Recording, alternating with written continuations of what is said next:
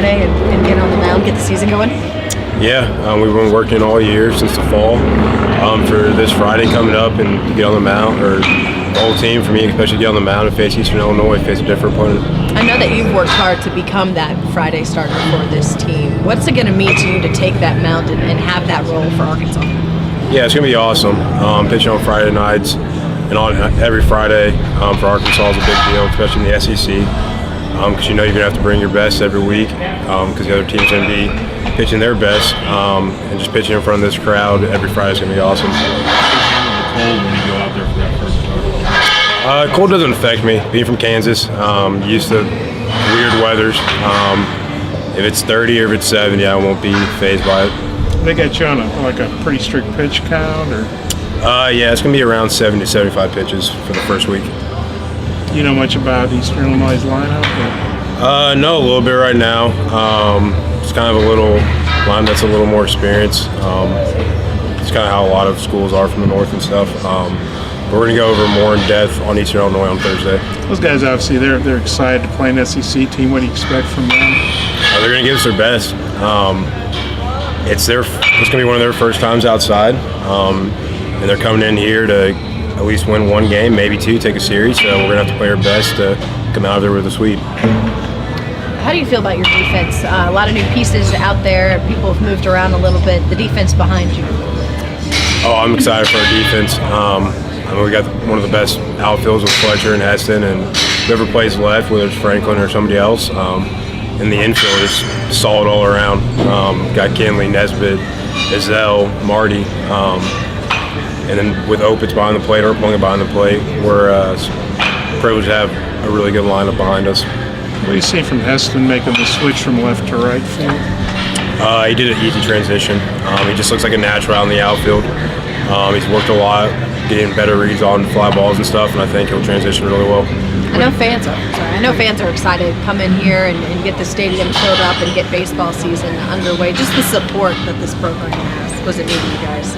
Oh, it's awesome. I mean, you saw it in Omaha last year. I mean, it literally felt like we were playing in Baum Stadium just in Omaha.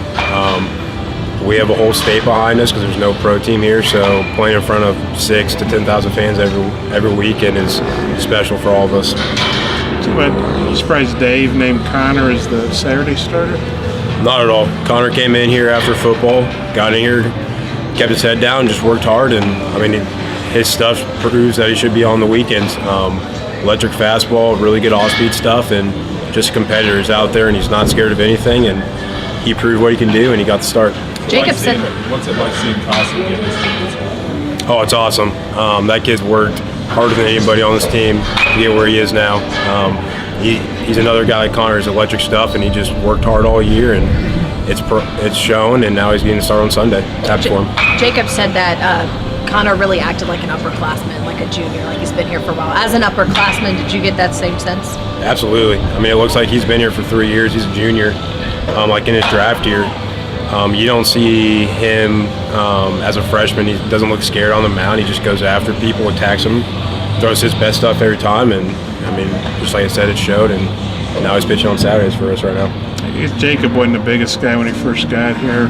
155 pounds, apparently, where we're doing the math. How have you seen him transform his body the last couple of years? Oh, he's transformed it well in the weight room. He's gotten stronger, you can tell. Under the squat rack and stuff, he's putting more weight on the bar than he was with Blaine his first year. And then just eating, he just eats all the time. Whenever he has the chance to eat, he's eating. And it's shown with his velocity, it's got a little tick up, and being able to consistently hold that velocity as well. How do you feel about the pin behind you guys? Our pin's it's going to be electric. I mean, we got Matt Cronin back, best closer in the country, and then we have some guys who haven't had a lot of chances, but they're going to get their chance this year, like Zebulon Vermillion. Then we got a couple freshmen out there that some lefties who are going to help a lot this year, lefty-lefty matchups. And then we got Angus, he's a competitor. I mean, he got hit in the neck a couple days ago, and it looked like he could go out and pitch right after he got hit. So, I mean, we have some guys who are going to come in, some situational guys, but also guys who can come in and give us 3 to 4 innings every out in the bullpen. How's the mesh been going with you guys and the new pitching coach? It was an easy transition with Hobbs. Really laid-back guy, a really good coach, and he knows what he's doing. It's a lot like we did with Johnson, a lot of analytics, but just a little more difference with pre-throw and post-throw type stuff with recovery. And you can tell it's helped a lot with people being healthy and recovering quicker and being able to hold velocity and stuff like that. So it's been a very easy transition with Hobbs. He was saying one of the things was he wanted to make you guys understand right away he cares about his people. Obviously, pitching is important, but how did he do that so quickly? Just got to know us. I mean, we'd be playing catch, and he'd be out there, and he'd just be talking to us about stuff off the field, about our families, about different things in our life, just growing up. So, I mean, he was there helping us with stuff about baseball, but he was also there just getting to know us as people off the field. What do you thought about the battle between Opitz and Plunkett behind the plate? It's been a battle since the first scrimmage in the fall. They're both really good catchers. They both each have their own little things that they do better than the other. But it's just like I've been saying, it's going to who hits better in the box. He's going to get more starts throughout the year. What sort of little things does one do better than the other, you mentioned?